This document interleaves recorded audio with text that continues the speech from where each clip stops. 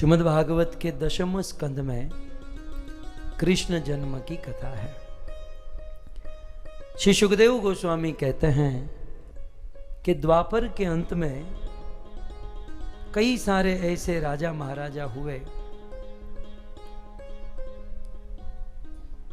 जो आसुरी वृत्ति को प्राप्त हो गए। साधुओं की साधना बंद कराई, ऋषि मुनियों की अग्नि बंद कराई, जीवों की हिंसा करने लगे, अनेकों प्रकार से पाप करने लगे और इससे पृथ्वी को बड़ा कष्ट हुआ। पृथ्वी गाय का रूप लेकर ब्रह्मा के पास गई और ब्रह्मा जी पृथ्वी को लेकर भगवान विष्णु के पास गए। क्षीर सागर जाकर भगवान विष्णु ने कहा कि चिंता मत करो, बहुत जल्द हमारा अवतार होगा। कहां होगा? वसुदेव गृहे साक्षात भगवान पुरुषः पर। वसुदेव के घर पर हमारा अवतार होगा। पृथ्वी को सांत्वना मिली, देवता अपने स्थान पर, पृथ्वी अपने स्थान पर भगवान के आने की राह देखने लगे। दूसरी ओर मथुरा में शूरसेन के पुत्र वसुदेव और महाराज देवक की कन्या, सबसे छोटी कन्या, 13 कन्या थी। सबसे छोटी कन्या का विवाह वसुदेव जी के साथ, देवकी का विवाह वसुदेव जी के साथ। वसुदेव की बारात देवकी माता के वहां 15 दिन तक रुकी है। महाराज देवक ने अपनी बेटी को बहुत सुंदर भेंट प्रदान की है और अब 15वें दिन जब विदाई का समय आया, का भाई था उग्रसेन और उनका पुत्र था कंस, माने देवकी का चचेरा भाई, कजिन कंस। उसके मन में बड़ा प्रेम हुआ। वसुदेव और देवकी जिस रथ पर बैठे थे, रथ चलाने वाले सारथी को नीचे उतारकर कंस स्वयं रथ चलाने लगा। बाकी सब तो ठीक है, लेकिन देवताओं के पेट में दर्द हुआ। बोले भगवान ने कहा है कि वो कंस को मारेंगे, लेकिन अब कंस किसकी सेवा करने जा रहा है? देवकी और वसुदेव की। देवकी वसुदेव कौन? भगवान के भक्त। जो भगवान के भक्तों की सेवा करने जा रहा है, उसको भगवान कैसे मारेंगे? ऑब्लिगेशन में आ जाएंगे ना। क्या करे जिससे कंस ये सेवा छोड़ दे? देवताओं को और कुछ नहीं सूझा, आकाशवाणी कर दी और आकाशवाणी में कहा, तू जिसका रथ चलाने जा रहा है, उनकी 8वीं संतान तेरे मृत्यु का कारण बनेगी। बस असुर को तो क्या है, एक पल में प्रेम कर रहा था, दूसरे ही पल में उसी को मारने के लिए तुल गया। अपने हाथों से घोड़े की लगाम छोड़ी, एक हाथ से देवकी का बाल पकड़ा और दूसरे हाथ से म्यान से तलवार खींचकर देवकी का मस्तक काटने गया। वसुदेव जी ने रोक लिया। ऐसे बहुत सारी चर्चा की, लेकिन अंत में वसुदेव जी कहते हैं कि मैं वादा करता हूं, देवकी के गर्भ से जितने भी बच्चे होंगे मैं तुझे सौंप दूंगा, तुझे उनका जो करना है सो कर देना, देवकी को छोड़ दे। कंस को विश्वास था, वसुदेव जी कभी झूठ नहीं बोलते। कंस रथ से उतर गया, देवकी वसुदेव को छोड़ दिया। देवकी वसुदेव अपने घर पर गए। शादी के 1 साल के बाद देवकी और वसुदेव को एक पुत्र हुआ, कीर्तिमंतम। पुत्र का नाम था कीर्तिमान। कीर्तिमंतम प्रथमजम कंसाया आनक दुंदुभि स अर्पयामास कृच्छेण स नृतात अति विह्वला। उस कीर्तिमान बालक को लेकर वसुदेव जी कंस के पास आए, अपने वचन के अनुसार देने लगे। कंस ने देखा कि एक दिन का बालक मेरा क्या बिगाड़ लेगा, छोड़ो इसे। और आकाशवाणी तो 8वें बालक की हुई ना। वसुदेव एक काम करो, मुझे तुम पर विश्वास है, तुम एक काम करो, 8वां बालक जब होगा तब उसे लेकर आना। फिर से देवता टेंशन में, अरे ये तो छोड़ रहा है। सारे देवता सरस्वती माता के पास, कंस की जीवा पर बैठो और उस बालक को कैसे भी करके मरवा दो। सरस्वती देवी ने कहा, देखो राम अवतार में तुम्हारी बातों में आ गई, राम को वनवास देना, लेकिन अब मैं तुम्हारी बातों में नहीं आऊंगी। अब देवता खोजने लगे ये काम किसको सौंपे। रास्ते में नारद मुनि मिल गए। नारायण नारायण, नारद जी आपका काम पड़ा है। क्या काम है? किसी को मरवाना है। नारद ने कहा यही तो धंधा है, खैर प्रैक्टिस है अपनी। कहीं आग लगानी हो, झगड़ा लगवाना हो। नारद जी कंस के पास आए।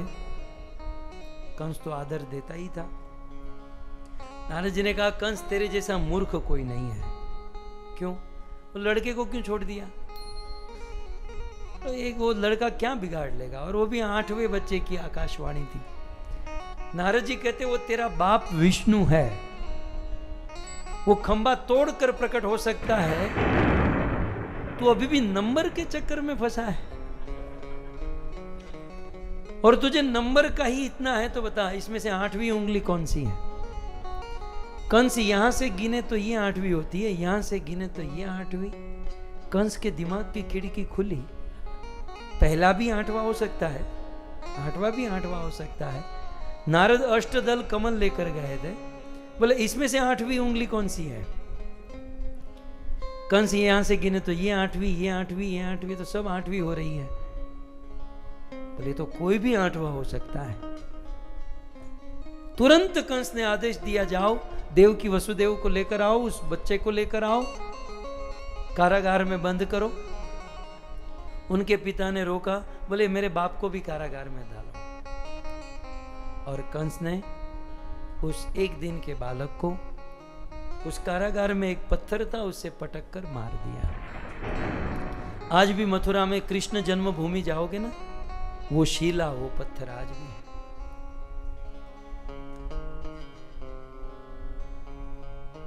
कुछ समय के बाद दूसरे बालक का जन्म हुआ। कंस ने दूसरे को मार दिया।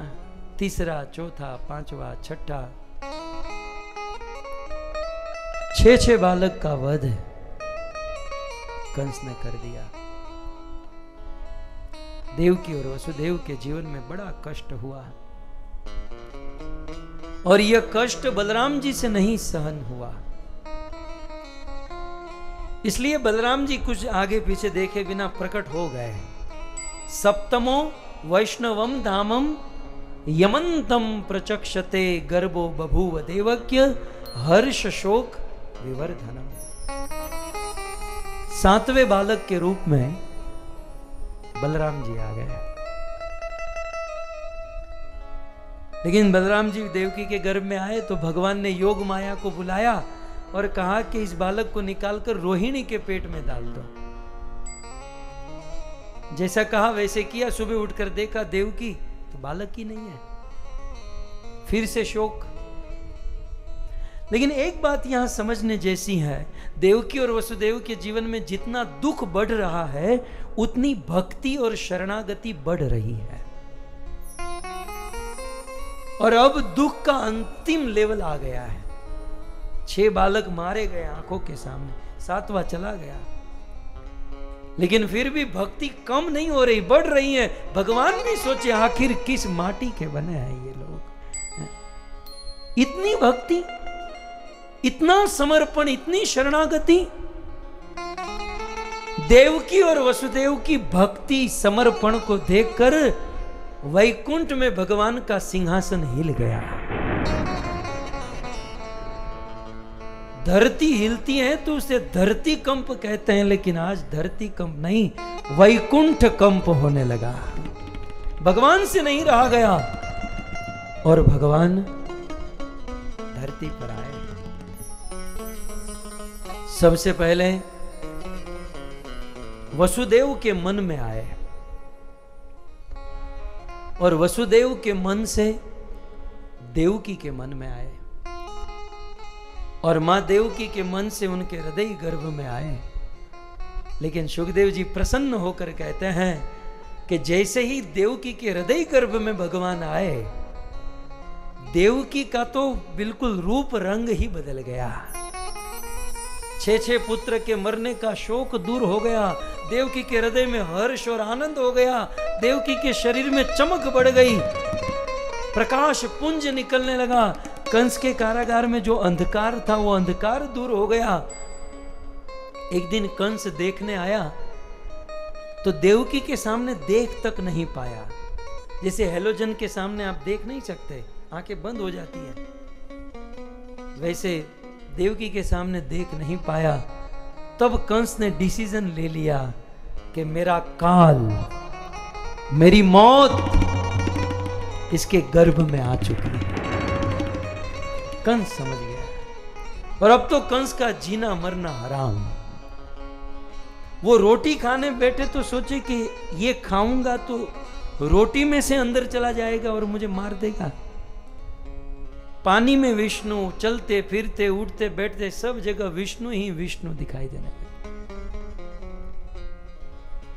और यहां धीरे धीरे धीरे समय बीत रहा है, धीरे धीरे 9 महीना बीत गया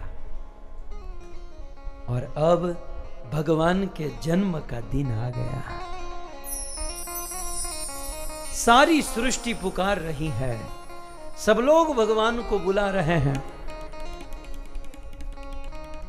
अब जब भगवान जन्म लेने वाले थे तो ब्रह्मा और शिव को पता चला।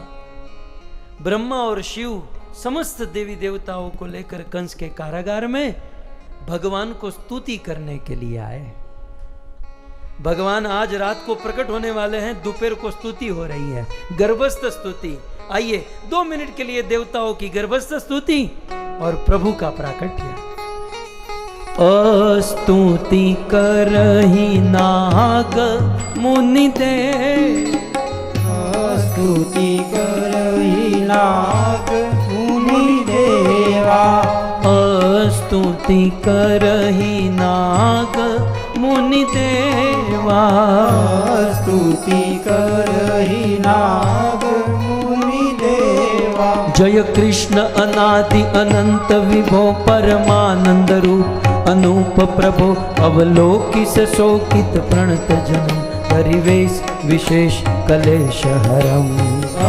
स्तुति करहि नाग मुनि देवा, जय सत्यमयम जप ज्ञानमयम तप योग विराग सुध्यानमयम धर्मादि सुकृत्य सुनेममयम नित नौमि सुभाव सुप्रेममयम। स्तुति करहि नाग मुनि देवा, जय काश आकाश विकास ही है परमेव परम अवकाश ही है निविशेष विशेष ही शेष ही है नित नौमि परम सविशेष ही है। स्तुति करहि नाग मुनि देवा, परिभाषक सर्व सुशासक है अतुलियम परम प्रकाशक है सब श्राम विराम ललाम ही है नित नौमि परम अभिराम ही है। स्तुति करहि नाग मुनि देवा, जय कालहु काल सुकाल परम सुरयंग समूह ही बाल वरम लावण्य ललित मधु महोदि नित नौमि प्रमोद ही परम निधि। स्तुति करहि नाग मुनि देवा, कोटि अकथ्य अगम्य जनम परिपूर्ण परात्पर परम भजम परिबोधयकारत स्वारत नित नौमि परम परमारत है। स्तुति करहि नाग मुनि देवा, जय अधिगोलोक सुदाम पतिम सदजन मनरंजन परम गतिम रस रूप स्वरस राधा रमणम नित नौमि त्रितापहि भव समनम। स्तुति करहि नाग मुनि देवा, हरि रूप अनेक ही पूर्व जता अभिरक्षि त्रिलोक ही हरि व्यता पुनि हम दुख जाल कराल पर अभिरक्षु प्रणत जन पाहि हरे। स्तुति करहि नाग मुनि देवा, चाहत मुनि संता कमला कंता बलवल संता बलवंता क्षत्रि ब्रज धारण धर्म सुधारण वंश धारण भगवंता देवकी के कारण नाद विवारण असुर विदारण बदवारण भव सिंधु तारण जनीय विचारण भार उतारण भगवंता भार उतारण भगवंता परित्राणाय साधूनां विनाशाय च दुष्कृतां धर्म संस्थापनार्थाय संभवामि युगे युगे। जैसे ही भगवान देवकी के गर्भ में है, सारे देवता स्तुति करके चले गए और अब भगवान दुष्टों का विनाश करने के लिए, धर्म की ध्वजा लहराने के लिए, धर्म की स्थापना करने के लिए और अपने भक्त साधु संत को आनंद देने के लिए इस संसार में प्रकट होने का निर्णय किए। सुखदेव गोस्वामी कहते हैं कि जैसे ही भगवान ने यहां पर प्रकट होने का निर्णय किया, प्रकृति पलट गई।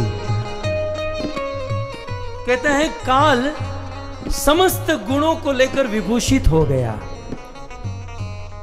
आकाश में बहुत सुंदर सुंदर सुगंध, मंद सुगंधित वायु बहने लगी। कंस आदि असुरों के अत्याचार से नदियों के जल सूख गए थे, लेकिन आज भगवान प्रकट होने वाले हैं। पता चलते ही नदियों में बाढ़ आने लगी।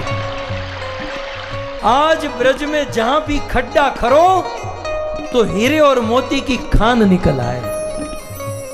श्रेयत इंदिरा जयति तेधिकम जन्म ना ब्रज।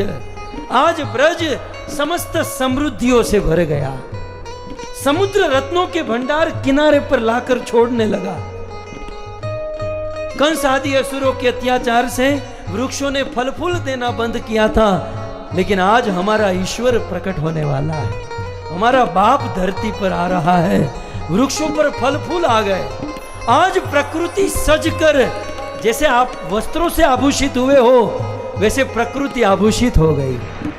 आज प्रकृति प्रसन्न हो गई और उसी समय साधु संतों के मन में आनंद होने लगा, दुष्टों के मन में क्षोभ उत्पन्न होने लगा। अप्सराएं नाचने लगी, गंधर्व गाने लगे, साधु संत कीर्तन करने लगे और आकाश में बादल गरजने लगे।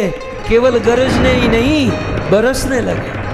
आषाढ़ उचारम में गमलारम बनी बहारम जलधारम दादूर डकारम मयूर पुकारम ताड़िका तारम तारम ना नहीं संभारा व्यास पारम नंद कुमारम हलो कहो राधे प्यारी मैं बलिहारी गोकुल आओ गिरधारी रे जिसे गोकुल आओ गिरधारी।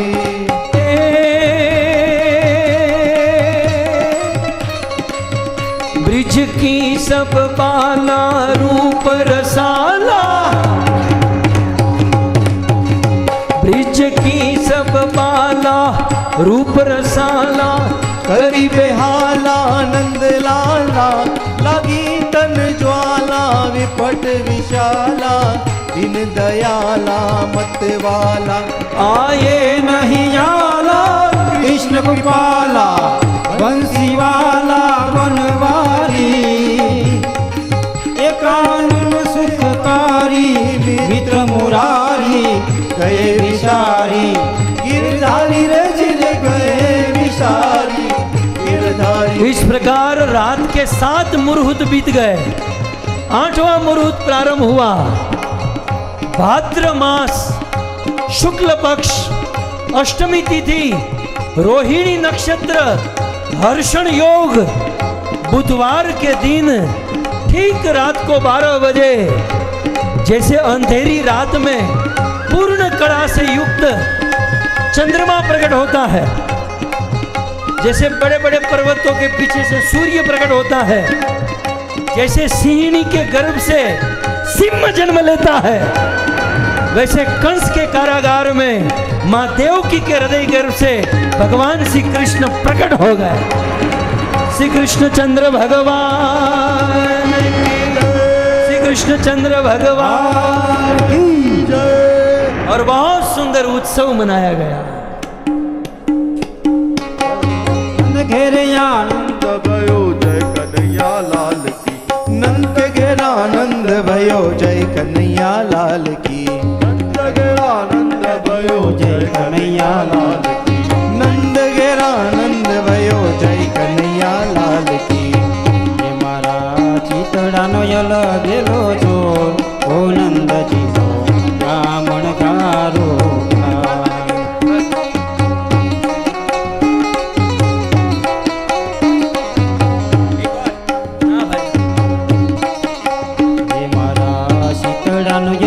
गेलो चोरो नंदजी ब्राह्मण गारो।